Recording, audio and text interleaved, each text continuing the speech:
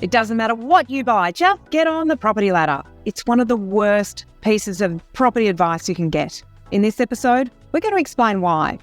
Welcome to Your First Home Buyer Guide, the podcast for first home buyers who want to move it along and become homeowners. But most importantly, it is for home buyers who want to get it right. I'm Meighan and that was Veronica. We're both buyer's agents and probably old enough to be your mum. And that's a good thing because between us, we've got over 45 years experience to share with you and bucket loads of stories and avoidable mistakes. Together, we're going to make sure you get unbiased and real information you can rely on. We've got loads of free tips for you in this episode, and if you'd like more useful tools, head over to the website homebuyeracademy.com.au. There you'll get access to our free webinar, How to Buy Your First Home with the Right Amount of Debt. You'll also find the holy grail of home buying education, Your First Home Buyer Guide, the online course for people who want to be educated home buyers. We have created this for you to help you get on the right path to home ownership for your first home and beyond. But before we get into the interesting stuff in this week's episode, here's the boring bit, the disclaimer. You of course know that nothing in this podcast is to be taken as personal advice. We always recommend getting the advice of an expert in their field who takes the time to understand your personal situation. We've done our very best to ensure that the content is correct at the time of recording. Things change rapidly, so always check with the relevant government authority or your trusted advisors to get the most up-to-date information.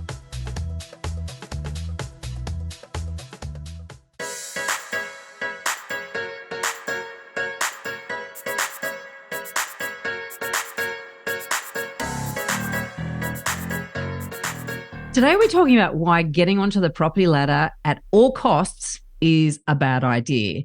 But before we get into that, we have a special house behind Meighan this week on the video, and it really is a special house. It's the unicorn.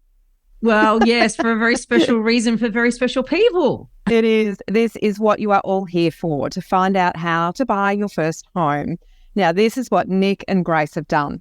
After years of saving and overanalyzing, this is their unicorn. I'm so proud. And this is what they said. We emailed you some months ago with a huge ass email that you responded to by saying we were classic overanalyzers and should be doing your course. Veronica, that was you who responded to them in that way. I think I just went, you should do the course. Full stop, full stop, full stop. So they went, well, we should. We thought the same thing. We listened to that advice and today we can finally say we did it.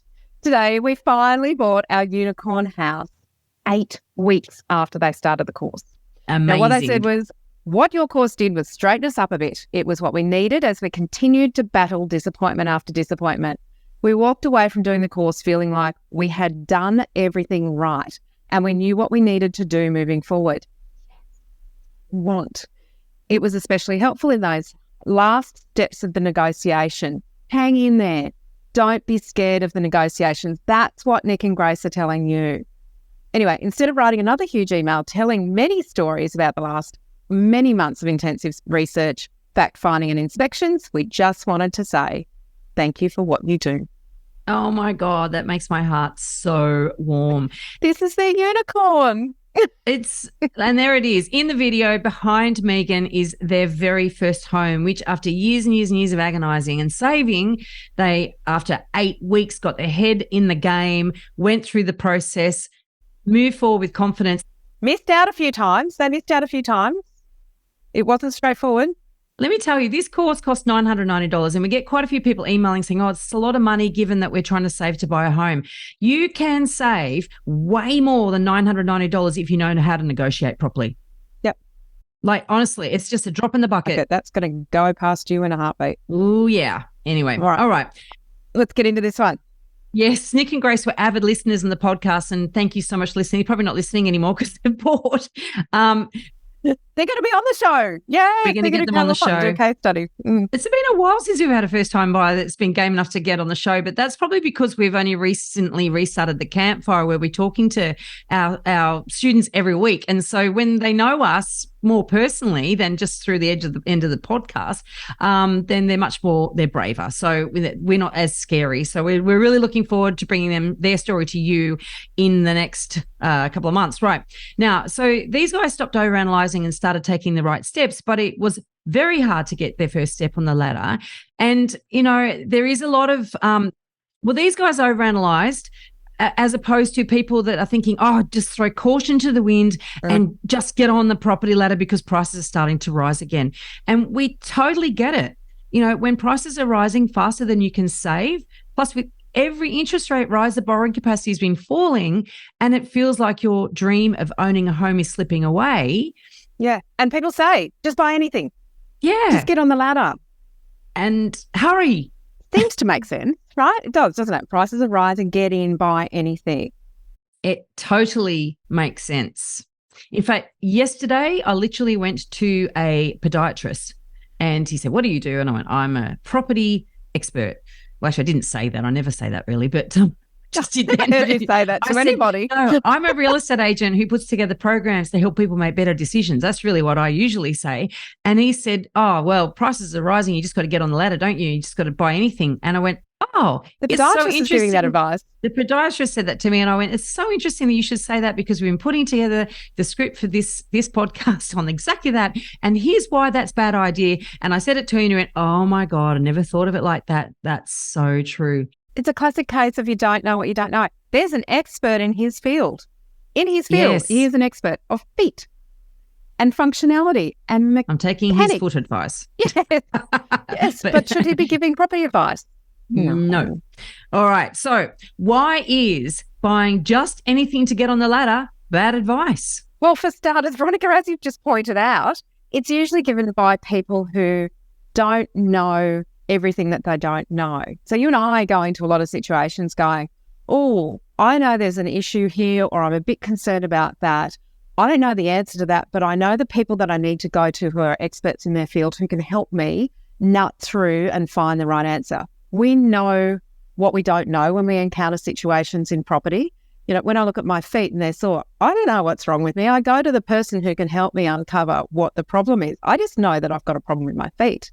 But, well-meaning people like, dad or your auntie or, anyone in your friendship circle, people at the barbecue, they really, really want to see you succeed in a lot of cases. There are some people that don't. And, just keep that little radar alert. Beware.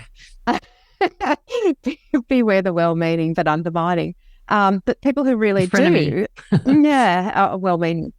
What they don't know is what they don't know, and that's where the danger in the advice sits, because just getting on the ladder isn't the pathway to success in a lot of cases. We're going to explain why coming up, but also the fact is that what seems logical is especially dangerous.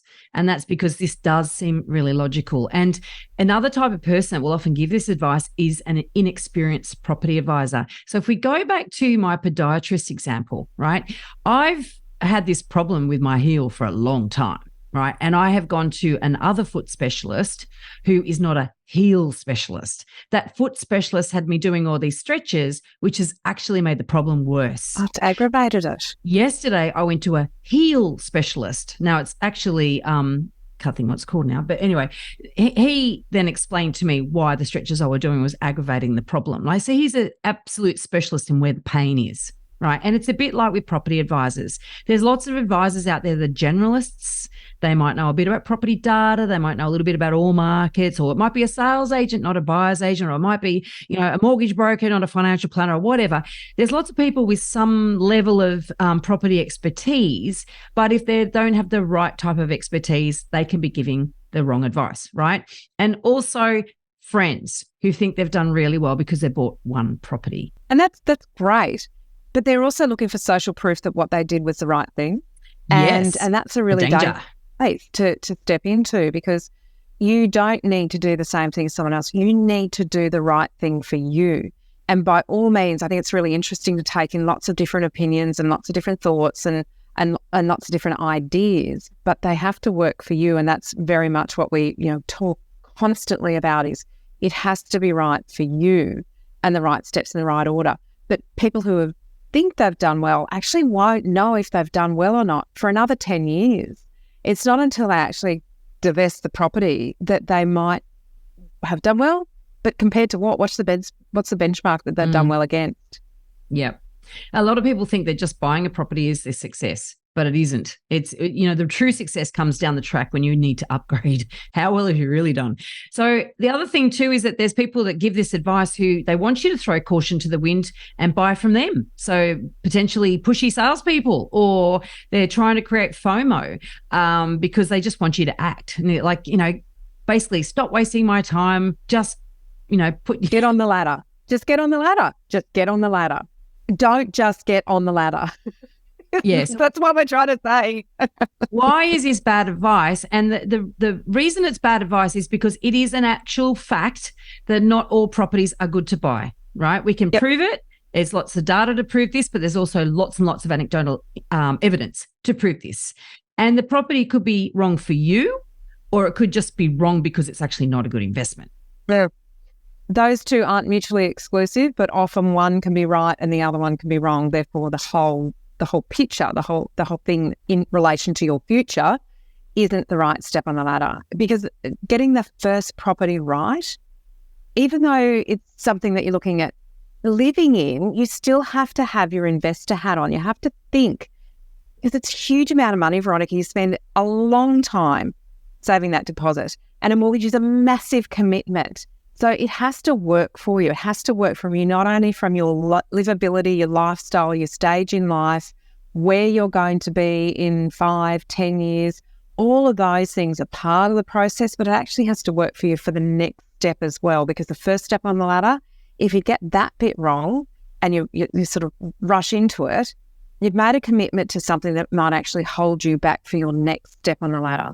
So I'm going to give a couple of examples later. I've got one particular case study which will really illustrate this, but also some examples. But what can happen if you rush to get on the ladder is that you put unnecessary pressure on yourself and you make huge compromises, ones that you end up wishing that you hadn't made. Because sometimes waiting until you have a bigger deposit or until you get a pay rise will mean that you can actually buy a better property or a bigger one that you'll be able to live in longer. Yeah. And we did an episode just recently in the last few weeks, if you duck back and have a look at our discussion with Straw and Taylor from Hellier and LMI, Lenders Mortgage Insurance. Sometimes the way to make a purchase quicker isn't just about waiting for the deposit, but maybe looking at all sorts of other opportunities that other people might be telling you not to consider in order to get into the market, but to get into the right property, get that right first step on the ladder. Yeah, because there's also the fallacy that all property goes up in value. And that's really what underpins that sort of advice to get on them. It doesn't matter what you buy, just get on the ladder. That is what's underpinning that. It basically, the people think that everything goes up and it all goes up at the same rate. Both of those things are wrong, right? Some areas experience no price growth for a very long time. For example, Perth between 2007 and 2017, a whole 10 years. So there would be absolutely no rush to get into the property market at any point within that 10-year time, right? And scarcity is another thing to consider. Because if you're buying a house that is in a suburb with lots of similar houses and lots of undeveloped land nearby, there could be years and years where prices don't go up. In fact, they could go backwards. Yeah. And I mean, I'm sure you got a story to tell about apartments in Brisbane, Meighan. Well, there's decades where Brisbane, an oversupply of units. There was so many apartment complexes that were approved for development about 10, 12 years ago, that you could see that there was going to be this glut of supply.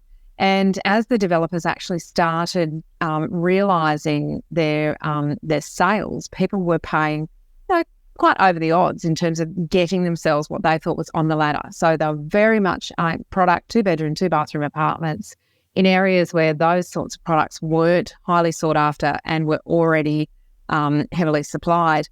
And so there was this period of time between about 2017 and 2022 where there was an absolute oversupply of units in Brisbane. If you'd taken the advice, just get on the ladder and bought one of those apartments, many of those experienced somewhere between a 15 and 20% decline in values if they were sold in the first 5 to 10 years after they were originally bought off the plan or brand new. Now, that's a huge amount. That's your deposit taken up in a loss in a sale, and the ability to then start again. And we've had some students that have done this who made some bad decisions on their first property, recognise they made a bad decision and start it over again. You can start again. You get it wrong, you can start again. They've started again. They've said, we're going to get it right this time. We're not just going to buy anything. We're actually going to buy something that is going to work hard for us. And it's heartbreaking.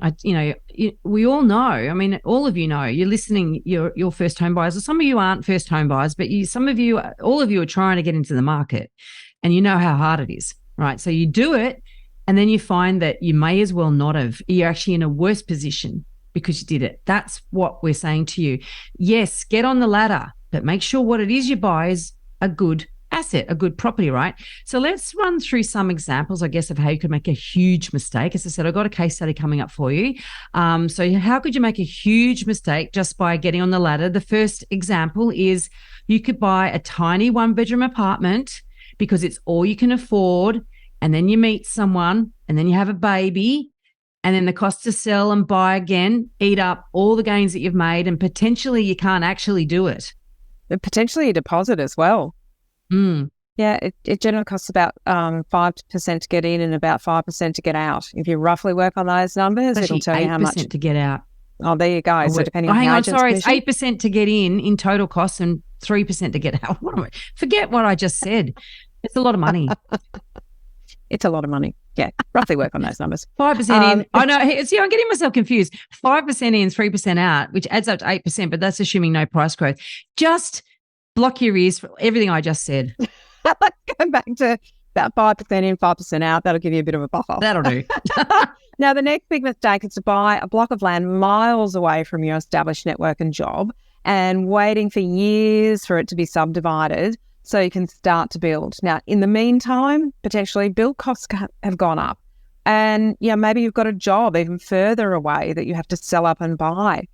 That is a risky strategy. It sounds like it is embedded in, surety, and land is the thing that appreciates and it's the building that depreciates. And that's all very logical thinking.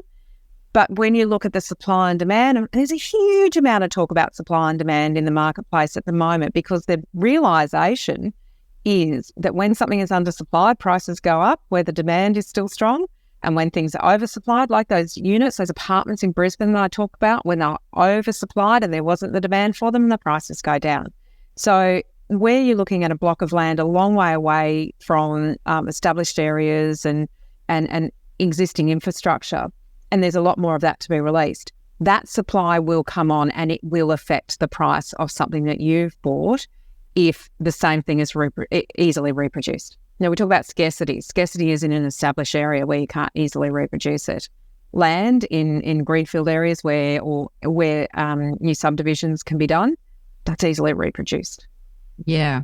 And the thing too is that when you buy a block of land off the plan, which is so funny because I'm not in that space in terms of my advice agency usually. business. And when I first started researching this, I was like, how can you buy land off the plan? But you can. And people do, and they think that, oh, good, I'm on the ladder. Oh, isn't that good? I'm on the ladder. But then you are at the total mercy of the developer starting to develop that when they're ready. And the surrounding infrastructure when they're ready. Yep. So, and all sorts of things can happen in the rest of the market. People get left behind because they're stuck waiting. And then, of course, with build costs and whatever. So that is just something where it's not really a foothold in the market. People think it is. They think that that's a low cost. It's the deposits. It's effectively a holding deposit and you're signing a contract. And they think I can save up the rest, in the meantime, and I can do it in stages, and it sort of seems really attractive, particularly if there's any grants on offer at the time around that support that. But it can trap you, and then your options to get on in a more meaningful way, and all sorts of things can change in the intervening years. They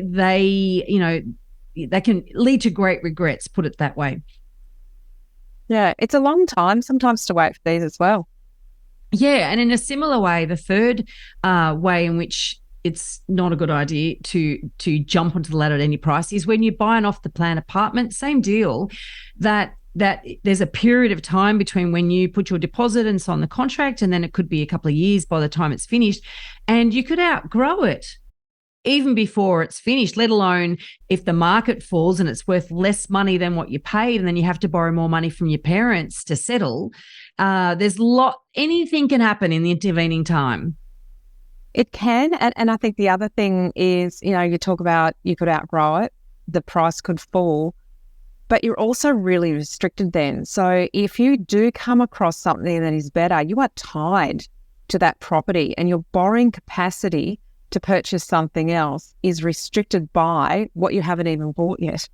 So the long-term impact on your ability to kind of move on is really restricted. And if that developer doesn't settle with you in the period, and the contract allows that for the developer to pull out for whatever reason, they didn't start, their costs blew out, they went bankrupt, whatever. If that contract doesn't go through and the prices have risen in the meantime, then you actually have nothing at the end, and the prices have risen, and you now have to start shopping in a market where prices are above where you could have purchased if you'd actually looked at an established, well-located, good quality property in the first place. Yeah, and that's called opportunity cost, and it's particularly insidious, I think, because people don't think. They think that they're doing the right thing. They think that they're getting on the ladder. Goodness, I got on the ladder. Yeah, the relief and the shock years down the track when we don't have to look anymore. Yeah, we get the attraction, but there's some dangers in here. Also, these sort of principles in terms of why it can be bad advice doesn't just apply to tiny apartments and brand new homes. It can apply to established property as well. Basically, anything that is heavily compromised, anything that is dark that you can't fix, or in a flood zone, or on a main road, or what are some other examples? Right of just on the things commercial, that you can't fix. Directly across from the school. Yeah. Next to a service station. Yeah, you can't fix these things. Anything that cannot be fixed. And let me give you an example of somebody that I know that bought a property in Sydney, in Alexandria, in fact, in 2017. So the market was hot, right? And in fact, this person actually bought this property literally just after the peak of the market. They were unaware at that point that the market had peaked. So in their mind, prices were still rampaging, because often we don't see until things are in the rear vision mirror. We don't know for a few months that things have peaked until they have peaked. So most buyers are unaware really what's underneath, the moving the property market. So this person bought this property. She'd been renting in the building actually, and she felt really uncomfortable that she wasn't in the market. She'd previously been in the market, and she wasn't a first home buyer, but the principle plays out here. So she paid $930,000 for this apartment. Now, when I met her and looked at this apartment, by that stage, over the back fence from this apartment, an entire high school had been built, a 4-story high school. And even though her apartment faced north, it then had basically all of its natural light blocked by this apartment, this school building. And I was like, did you know that was going to be built? She said, oh, that wasn't there when I bought. And I said, but did you know that it was going to be built? Oh, yeah. Did you check the plans? No, never checked the plan. This stuff was publicly available. What we teach in the course is all the things that you should do to check to look at the surrounding areas. Yeah. Now, this was a no-brainer in my view, and anyone who's done our course will know this is a no-brainer, but it didn't occur to her. So this gets built, no natural light. And also, look, to add insult to injury, the property was on a main road. So the address was a main road address, although her apartment was at the back and it was quiet.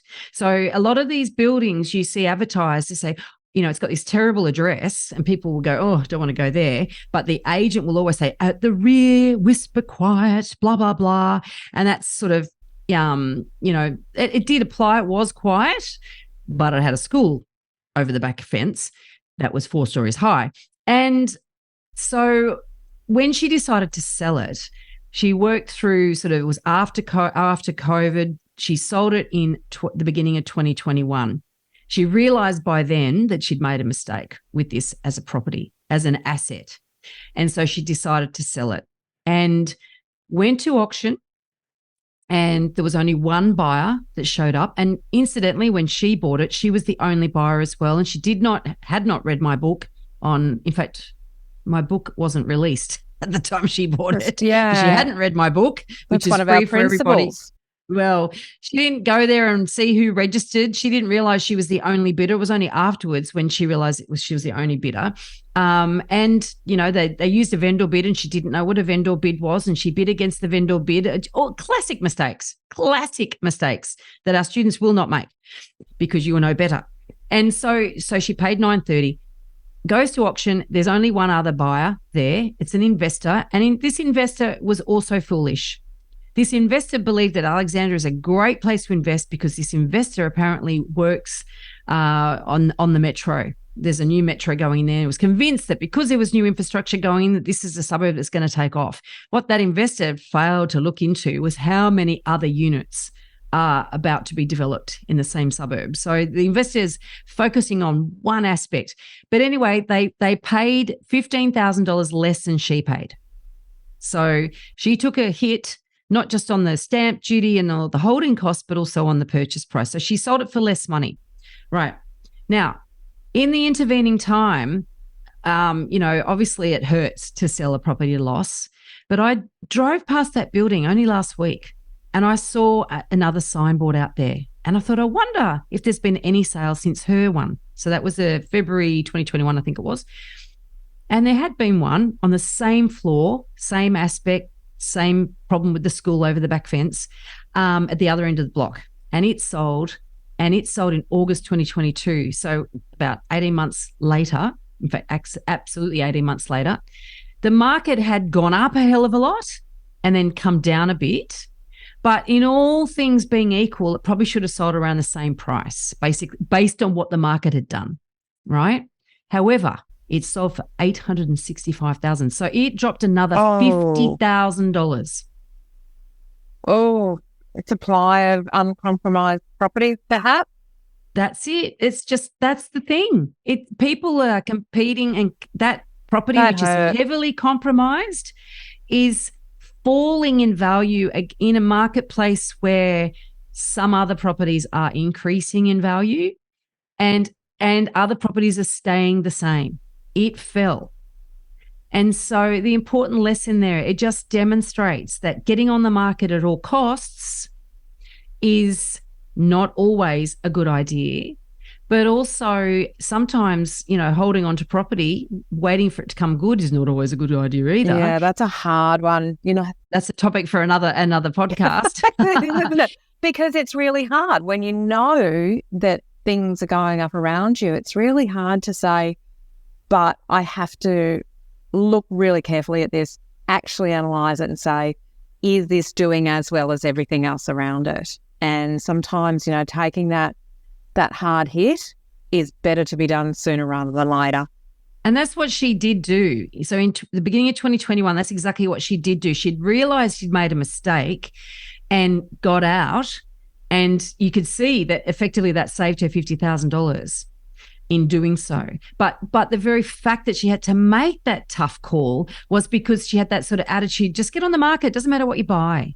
But it's not true. It does matter what you buy. It does. On its own, the advice to get on the ladder, the property ladder quickly, isn't completely wrong. We're not saying it is. But missing from that advice is that important caveat. It is what you buy that is so important. Just buying anything won't solve your problems long term if you buy a lemon. In this episode, we've only touched on a tiny part of the huge amount of things you need to know to become an educated first home buyer. There is so much more for you to do. You can learn all of the steps in the right order and avoid all of the mistakes that others have made in our 10-step online course for first home buyers. If you'd like to learn more about the right process and avoid making rookie errors, become an educated home buyer. Head over to the website, check out your first home buyer guide, the course that we have created for you.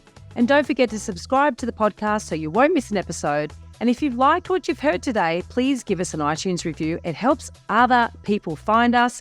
And of course, I know it's a bit cringy, but we're going to ask for 5 stars. Thank you. Thanks for joining us. We hope you found this really useful. And if you have, Please share the love with others who you know are in the same boat. We'll be back next week with more priceless stuff.